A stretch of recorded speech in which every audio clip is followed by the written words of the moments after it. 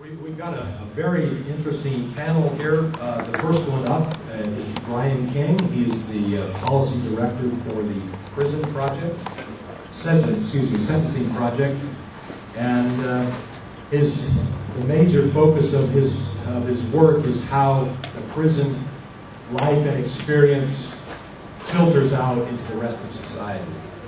Brian, please.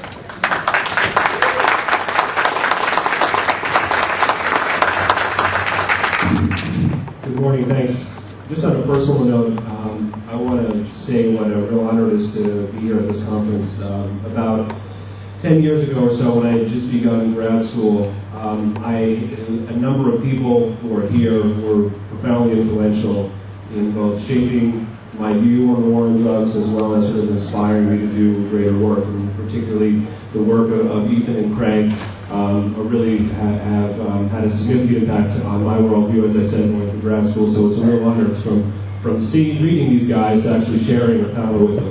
It means a great deal to me. And to be here at this conference, the NORML conference, one that I can remember again maybe 10 years ago or so, seeing on C-SPAN and watching the speakers come up and realizing that there was this whole other world of people out there that were working on these social justice issues. Again, to somebody who was at a small grad school in New Jersey at the time, it was a particularly inspiring event. And as a message to students here, and there's a good young student contingent that's at this conference, I really, really urge you to take this information that you learned here and carry it forward. I was in your position again about 10 years ago or so, and now being able to come up here and share this information is one of the real pleasures of my job. But I strongly urge you to take this information, go back to your campuses, go forward, and get involved in this sort of work. It's very, very important and very, very necessary. So I want to talk a little bit about practices of incarceration and particularly drug arrest patterns for marijuana. I want to lay the picture out and pick up a little bit off of what we were talking about with the 20 million number. Since the early 1970s, the prison and jail population in the U.S. has increased at an unprecedented rate. More than 500% rise in the number of persons incarcerated in the nation's prison and jails has resulted in 2.3 million people currently behind bars. To anyone who's either monitors criminal justice policy or works within the field, it's become lamentably axiomatic that this increase has disproportionately come at the expense of communities of color. In 1954, the year the U.S. Supreme Court handed down the historic ruling in Brown versus the Board of Education, effectively eliminating the separate but equal defense for African American, or for the American educational institutions. There were 98,000 African Americans in prison or jail. African Americans now comprise about 900,000, and patterns continue. We'll be pushing over 1 million within a few years. Rather than a half-century hailed for the incredible progress in political and social rights, I would submit that the expansion of the criminal justice system and its disproportionate targeting communities of color is the defining development. This exponential increase in the use of incarceration has had modest success at best in producing public safety, while contributing to family disruption and the weakening of informal social controls in many African American communities. Data from BJS, Bureau of Justice Statistics, documents that 1 in 6 black men have been incarcerated as of 2001. 1 in 10 young black men are currently incarcerated in prison or jail, and 1 in 3 young black men are under correctional supervision in prison, on probation, or on parole. And if current trends continue, 1 in 3 black males born today can expect to spend some time in prison, not jail, prison, in his lifetime. Nationally, African Americans are incarcerated at nearly 6 times the rate of whites. While 2.3% of all African Americans in the United States are incarcerated on any given day, compared with about 0.4% of whites. And states exhibit substantial variation in the ratio of black to white incarceration, ranging from highs of about 14-to-1 in Iowa to a low of about 2-to-1 in Hawaii, although the Hawaii numbers are a bit misleading because there are different populations there. Unfortunately, the U.S. doesn't collect data on Pacific Islander Hawaiian populations to create incarceration ratios.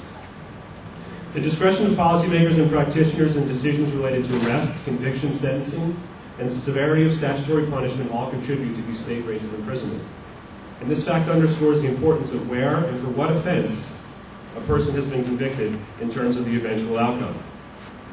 The issue of discretion is particularly important when it comes to a discussion of drug enforcement. So today I want to talk briefly about developments in marijuana enforcement over the last 25 years, and then look a little more broadly at the war on drugs and provide some recommendations.